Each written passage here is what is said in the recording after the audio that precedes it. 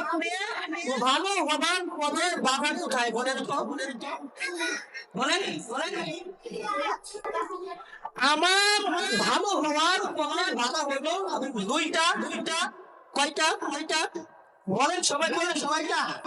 দুইটা বাধা। একটা হইলো আমার নফস, আমার মনে খানিস, এটা একটা বাধা। দ্বিতীয় নম্বর বাধা হইলো শয়তান।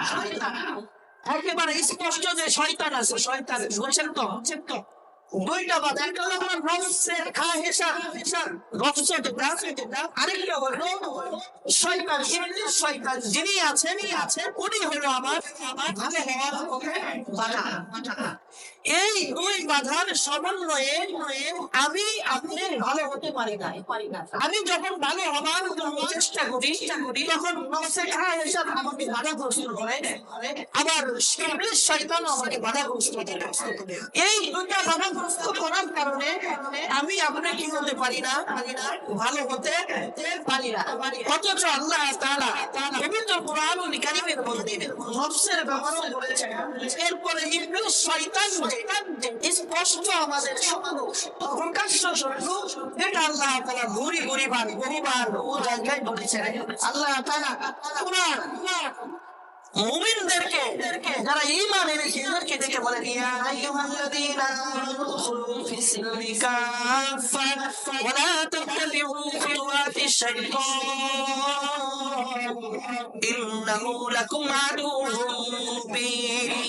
বলুন তো আল্লাহ তাআলা যেখানে সরাসরি বলছেন, হ্যাঁ ঈমানদারগণ, তোমরা পরিপূর্ণভাবে ইসলামের মধ্যে, দ্বীনের মধ্যে প্রবেশ। এরপর তুমি যে পরিপূর্ণভাবে দ্বীনের মধ্যে, ইসলামের মধ্যে প্রবেশ করবা, এখানে বাধা করবে কে জানো?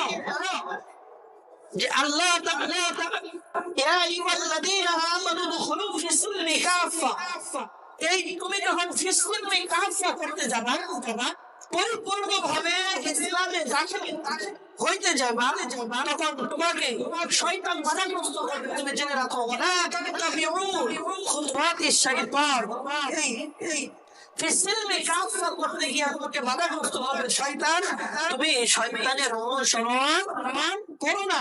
ওয়ালা তাত্তাবিউ খুতুওয়াতিশ শাইতান, ইবলিস শয়তানের তুমি কি করো না, অনুসরণ করো না।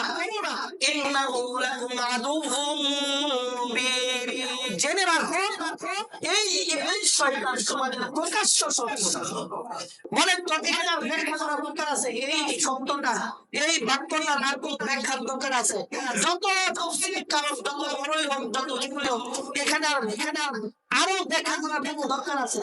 যেখানে আল্লাহ তাআলা স্পষ্ট ভাষায় বলে দিয়েছেন শয়তান তোমাদের প্রকাশ্য শত্রু, এরপরে এটা বলার দরকার আছে।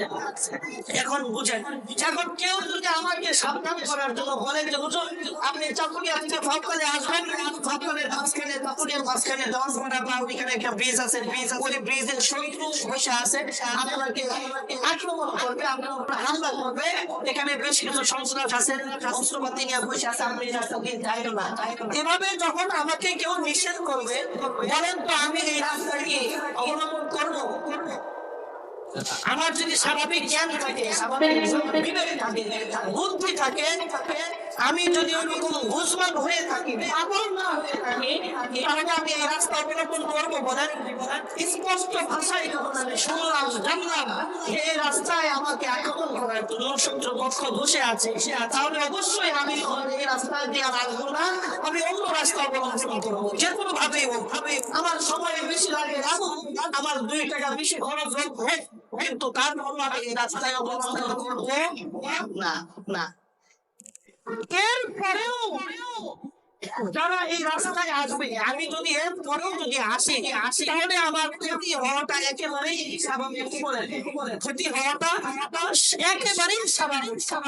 এই ক্ষতিগ্রস্ত হওয়ার পরে আমি বলেন কাউকে আর দায়ী করতে পারবো? এখন যে আমাকে ক্ষতি করবে সেটা হলো ভিন্ন ব্যাপার। তাকে আমি ধরতে পারবো কি পারবো না সেটা আমি আমার ব্যাপার হয়ে দাঁড়াবে, কিন্তু আমাকে যে ক্ষতিগ্রস্ত হবে যে খবরটা আমাকে দিছে একে তো আমি ঘোষণা করার কোনো সুযোগ নাই, এবং সে যে আমার প্রকাশ্য উপকার করেছে এটা তো বলার কোনো অবকাশ নাই। তো এই জন্য হাজির যে সত্য পক্ষ আমার আপনাকে ক্ষতি করার জন্য সে বসে আছে, যে আল্লাহ পরিষ্কার ভাষায় আমাকে আপনাকে বলে দিয়েছে, সেখানে আর আল্লাহকে দোষারোপ করার কোনো সুযোগ আছে বলে সুযোগ নাই। যেখানে আল্লাহ তাআলা স্পষ্ট ভাষায় বলতেছেন ইন্নাহু মুবিন, যে তোমরা কি করো, তোমরা জেনে রাখো নিশ্চয় শয়তান তোমাদের প্রকাশ্য শত্রু। সূরা ইয়াসিনের মধ্যে আল্লাহ তাআলা বলেন আলাম হাসানের মধ্যে বলেন আলাম আহাদি ইলাইকুম ইয়া বানি আদম, হে ইয়া বানি আদম, এই বনি আদমের সন্তান, আমি কি তোমাদের কাছ থেকে অঙ্গীকার নেই, আমি কি তোমাদের কাছ থেকে অঙ্গীকার নেই আল্লাহ তা'বুদু শাইতান, তোমরা শয়তানের ইবাদত করিও না, অর্থাৎ শয়তানের অনুসরণ করিও না। ইন্নাহু লাকুম আদুউম মুবিন, নিশ্চয়ই শয়তান তোমাদের প্রকাশ্য শত্রু। এখন কি করবা? ওয়া আনিউবুদুনি, আমারও ইবাদত করো। হাদা সিরাতুল মুস্তাকিম, আর এই রাস্তাই হলো সিরাতুল মুস্তাকিম। এভাবে আল্লাহ তাআলা বলেছেন।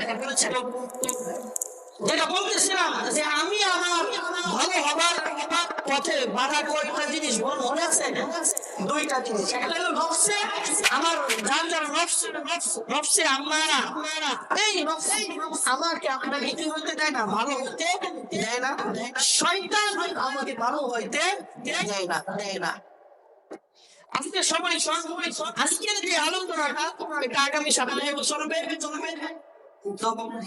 এতটুকু পর্যন্ত মনে রাখেন যে ভালো হবার পথে আমার আপনার বাধা কোথায়? দুইটা। একটা হইল নফস, আর একটা হইল কি শয়তান। এতটুকু পর্যন্ত আজকে আলোচনা শেষ। আগামী রাতে ইনশাআল্লাহ আমার আপনার ভালো হবার পথে বাধা দুইটা, এখান থেকে আবার ইনশাআল্লাহ আলোচনা করবো। আল্লাহ রাব্বুল আলামিন আজকে যে আলোচনা করলাম এগুলো আমল করার তৌফিক দান করেন।